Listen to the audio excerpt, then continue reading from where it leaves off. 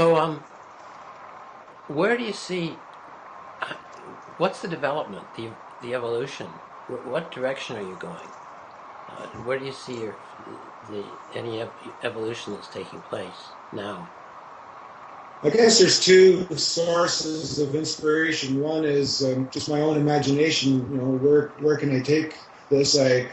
What I enjoy about the business is the ability to have it grow, and to provide employment to the area, to provide interesting projects to work on, to meet the needs of a wider group of artists. When you're dealing with artists, you're dealing with people who've got pretty wacky ideas. So it's usually not too difficult to get stimulated by some odd requests. That's almost a daily occurrence. Wow. So there's the stimulation from my own sort of ideas, but day in, day out, we get requests from people saying, can you do this? Can you do that?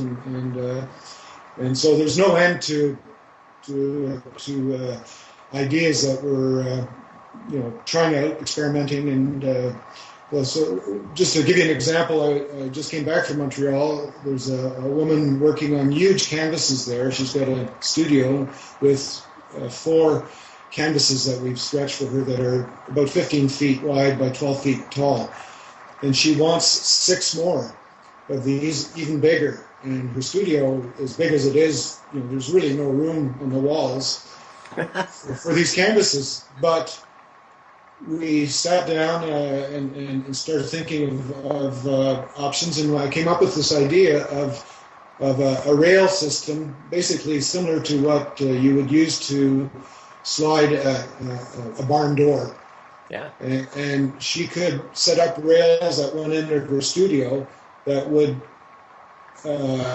suspend 2 canvases back to back, and these could be stacked on one wall or the other. This would give her the ability to work on a dozen canvases, which is what she wants.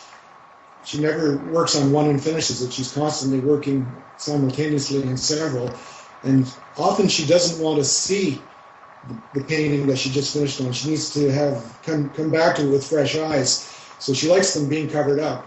And this system of rails sure.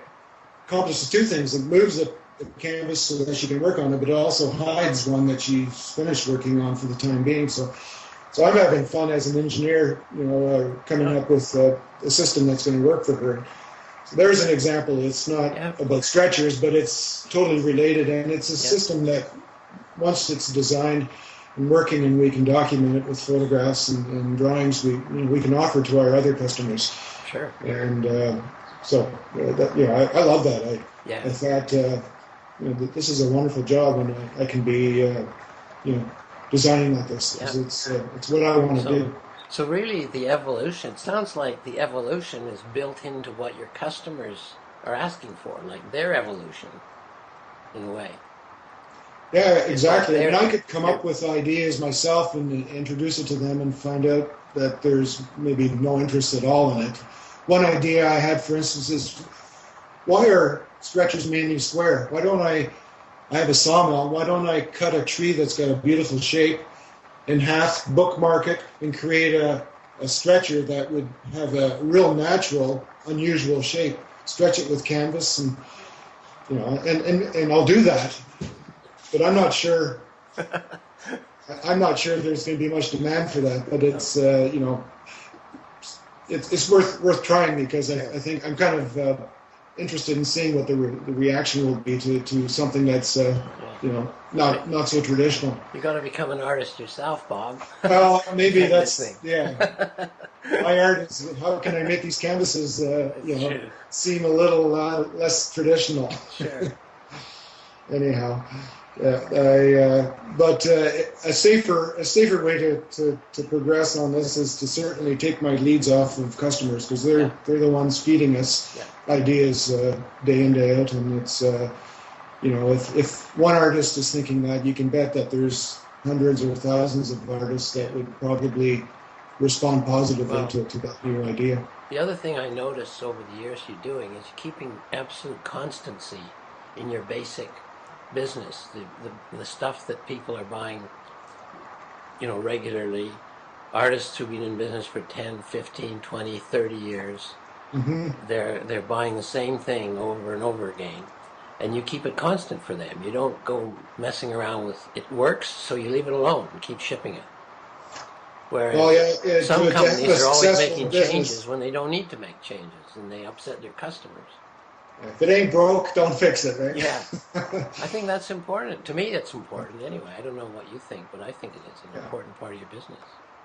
Well, for my own sanity, I mean, you can't be constantly in that creative space where things are just chaos and excitement, because it's not an easy place to live every Yeah, day. You want to have a core product and core services that pay for the overhead and guarantee that we have what we need to keep the doors for this business sure. open, and then we can play on the side, and some of these experiments will turn into core products down the road, and Yeah, that's the process that sure. unfollows in growing a business. The core products grow, and the customer base grows, and then you still have the margins of research, R&D, to come up with new and interesting ideas, and the combination of the two is quite important. And I think we have a good balance that way. You do. Yeah, that's good.